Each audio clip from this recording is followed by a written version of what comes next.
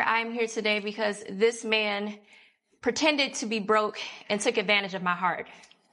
He don't look too broke to me. Did he look like this when you met him? He did not. Oh. No. I met him on a dating app. He presented himself as a bus driver. Oh, a bus driver. What you laughing at, Elijah? Not? All right. Continue, ma'am. Yes.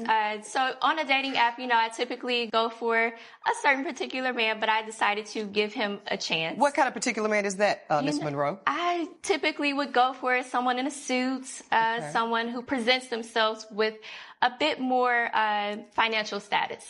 Very much like what we're seeing today in this courtroom. Yes, ma'am. Okay. But you're saying he didn't look like this on the dating app? No, he just looked regular, to be honest. So like a bus driver? Yes. That's what you're saying? Yes. Do you normally consider attractiveness, physical attractiveness in the men you date? I do. Okay. Yes, it does matter to me. And I have no shame with, aesthetics mattering as well. Sure. So y'all eventually meet up and start going on dates? Yes, we started going out on dates. We connect instantly. Our chemistry is A1. I loved it. We liked all the same things. We had great conversation. It wasn't just surface level. I would go over to his house a lot. He would come over to mine, met my friends, vice versa. Everything was going really well. Okay. Who was paying for the dates, ma'am? He was. Oh, okay. Great. Yes. So you were happy? I was very happy. This was your man? Absolutely. Okay. And then when did it all go wrong, ma'am? So within about 3 months, I had randomly decided to go to the bank. And I was looking a little dusty. I had my scarf on, I had some sunglasses on, some sweats, not my typical. Okay. But I go into the bank and I see him from the distance. And a friend of mine works at the bank, and I grab her and I'm like, hey girl, take me to a different teller. I do not want him to see me. That's him. That's who I've been dating. Oh. And she's like, Mr. Ellison? And I'm like, yeah, that's Marcus. And she's like, girl, he's one of our top tier clients. He's rich. like a wealth managing type of client. Yes, he has investments. He's very, very rich. You've hit the jackpot. I froze. Well, this is good news, right? I mean, you would think it's good news, but I've been deceived. I knew nothing of this. Investments? Investments in what? You're a bus driver. Okay, He's even come to one of our dates in his uniform. In the bus driver uniform? Yes. So let me stop, Miss Monroe. Mr. Ellison, let me get you in here, sir. Yes, Your Honor. Tell me it ain't so. Tell me you did not put on a uniform to impersonate a hard-working American bus driver. I could explain. Please do. I could explain. And this begs explanation. It does. And I want to start off by saying, Aaliyah, I'm sorry. I know you didn't deserve that. I loved you. I deeply did care for you. And I'm really apologetic for putting us in this position.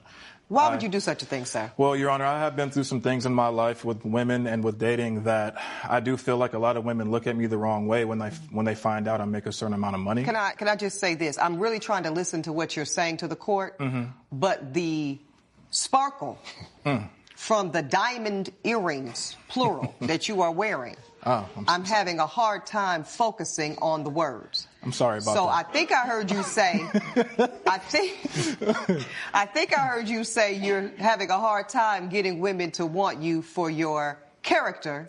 Yes, ma'am. But I have to say, when you're rocking turn around a little bit this way, no, the other way, I see that side. You see that side? Look like it's about 5 carats. About 2.5, 2 1/4 in each ear. Am I about right? You're about right. Maybe a little bit more. Okay, Mr. Ellison. Yes, Your Honor. But I'm not even going to say nothing. Go ahead. Yes, but to continue, I would date women here and there and just go on simple dates, right? Have simple conversation. We would get to know each other. Things would be going well. It got to a point where they started to see what I did for a living. It went from genuine conversation to, what can you do for me? Right? And that happened every single time. So fast forward a little bit, I meet my ex-lovey Aaliyah, right? The best way to find out if you can trust somebody is to trust them. That is Ernest Hemingway. So if someone falls in love with you while you're pretending to be someone else, did they really fall in love with the real you? The first few months of dating are often called the honeymoon phase. People naturally put their best foot forward and often mirror each other's interests, communication style, and values to build connection. This is interesting because at the 3-month mark, like where they landed, that's where relationships begin shifting from first impressions to the reality of the other person. So the goal of dating isn't to decide as quickly as possible, it's to gather enough evidence to make a wise decision. As time passes, you begin to see how someone handles stress, conflict, disappointment, money, family, and responsibility. So this is how you'll have more confidence that you're seeing the real person rather than the first impression.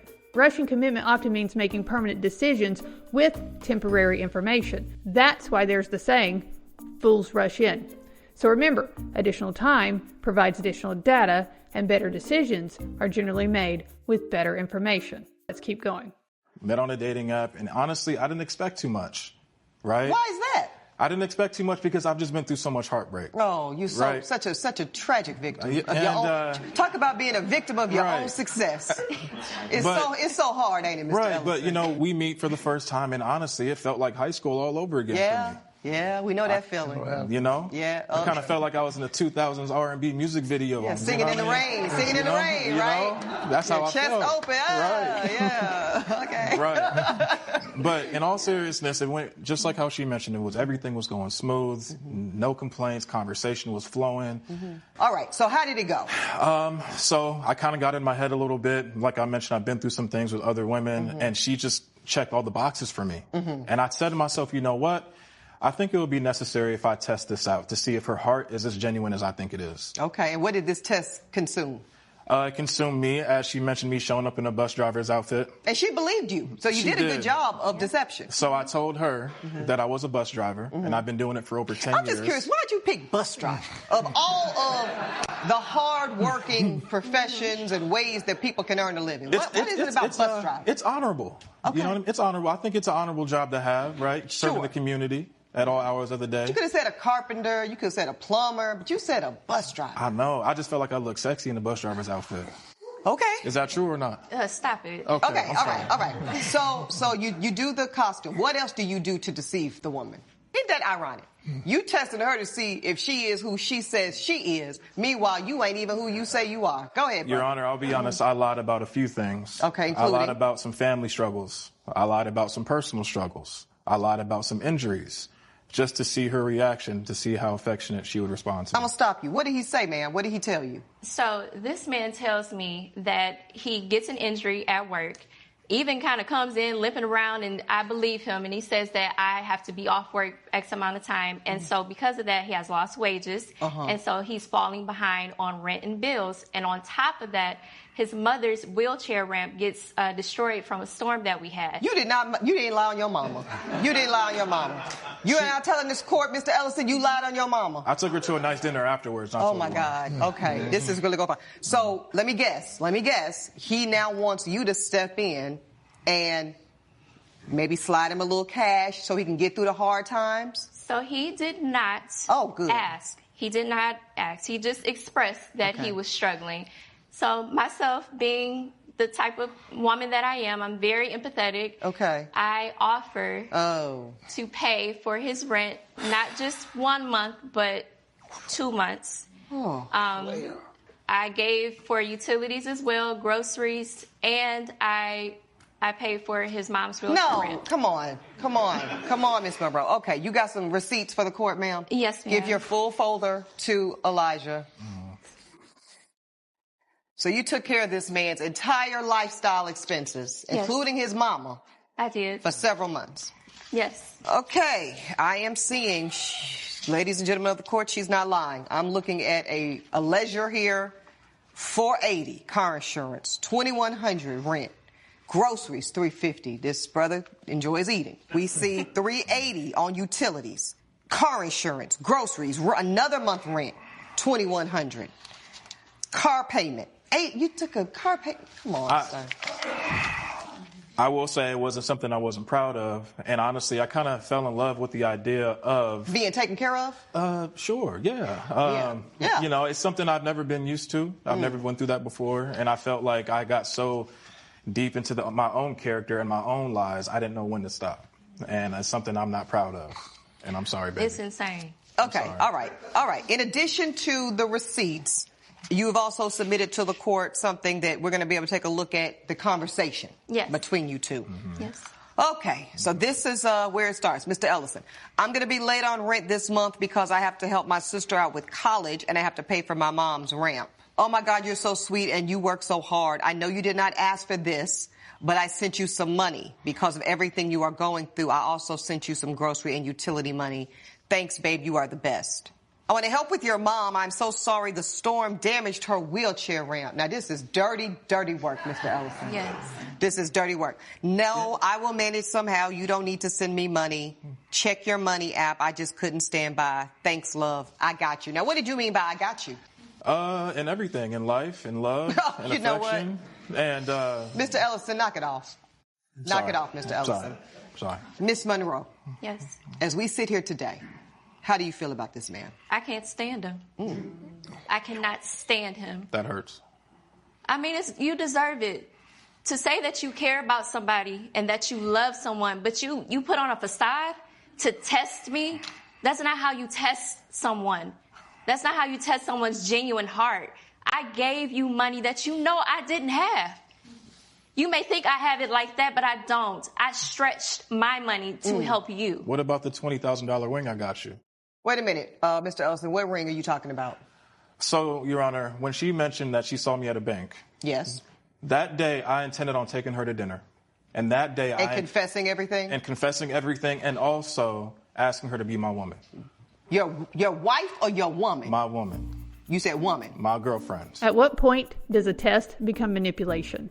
A test is designed to gather information. Manipulation is designed to influence someone else's behavior. So if he simply dressed casually and chose not to disclose his wealth, many people would see that as privacy rather than manipulation. If he intentionally wore a bus driver's uniform and falsely represented himself as a bus driver to influence how she perceived him, that is a form of deception.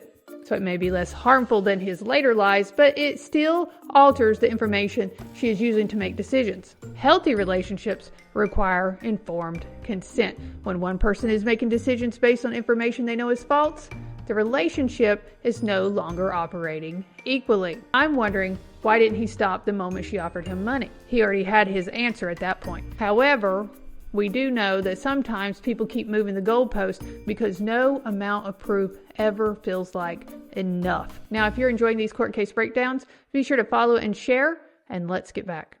You gonna give this grown woman a promise ring? Honestly, for me, I felt like I had to take the right steps to get back in good graces. So you knew you were in trouble because Yes. you knew you had gotten found out. Yes. Your solution to this was to try to, sounds like, buy her way back.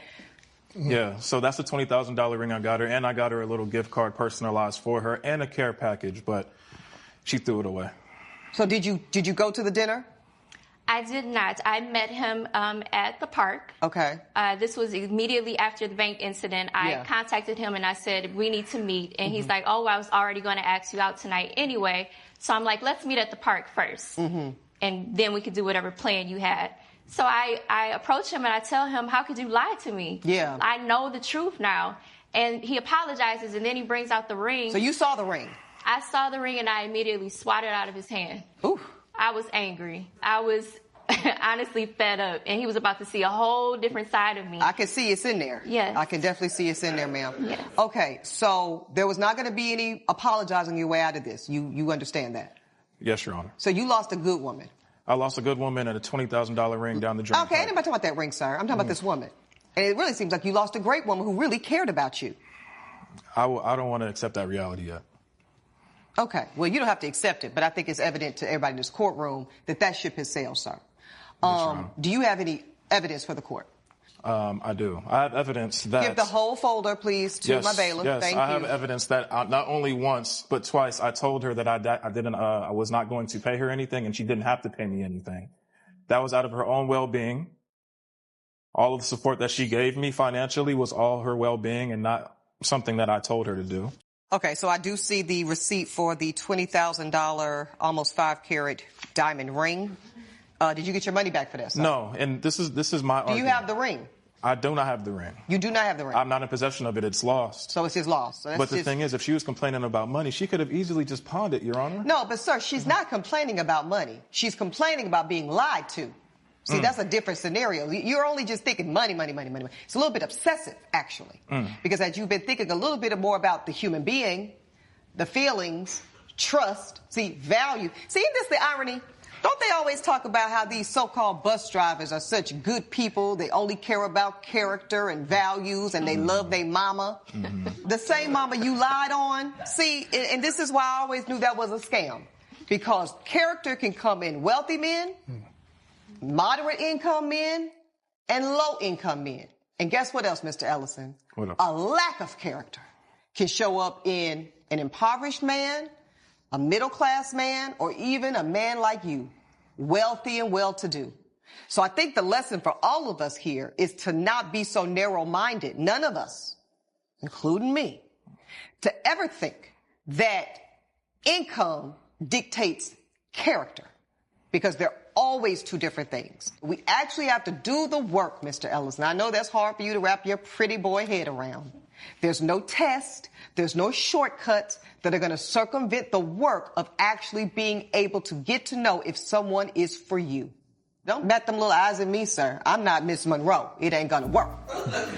But nice try. Would you have forgiven him? Would you have accepted the $20,000 ring? Was she right to walk away? Could this relationship have been saved? Remorse can be genuine, but genuine remorse doesn't obligate someone to stay. Trust is cumulative, but so is doubt. It's natural to ask, if that wasn't true, what else wasn't true? When a major deception is uncovered, the relationship isn't simply paused. It often has to be re-examined from the beginning. The emotional impact isn't just the lie itself. It's realizing your understanding of the relationship may have been inaccurate. So your reality becomes shattered. You're not just rebuilding trust in the other person. You're rebuilding the other person's confidence in their own ability to judge what is true. That is what makes coming back from this so difficult. Let's find out the verdict. These are normal circumstances, see, because you took up the task of volunteering a full-on charade that I am going to construe in your favor this time, ma'am. But let me tell you something, beautiful, educated woman. Don't make a habit out of just giving money, time, your body away to individuals based off of what they say. Because I'm pretty sure if $10,000 could repair your heart today, you'd prefer that, right? Yes, ma'am. But instead, you've got to do the self-healing now to heal yourself so that you can be open to love again. Well, she has a boyfriend already, so. Okay, that's not your business, sir. Hey. So with all of that said, I think we've all learned some valuable lessons here today. Hopefully you too, Mr. Ellison. I'm going to award you with the value of your test. You said you wanted to give her a test, but you're going to be the one to pay for it. The court rules in favor of the plaintiff and the full demand that she spent on you, sir, $9,750, and I hope your mother's well. That's my ruling. If he's so wealthy, why didn't he immediately offer to pay her back? If he genuinely believed he had wronged her, why didn't he voluntarily repay? The money would have been a natural step towards making things right. Accountability isn't measured by what you say after you're caught. It's measured by what you're willing to do without being forced. So why choose to let a court decide for you? So the moral of the story, a healthy relationship never requires deception to discover the truth. So let's do better. Treat others the way you hope to be treated. Now, my final question for you. If you were in her shoes, would you have given him a second chance? Put your answers in the comments. And as always, thank you for watching, and I will see you again soon.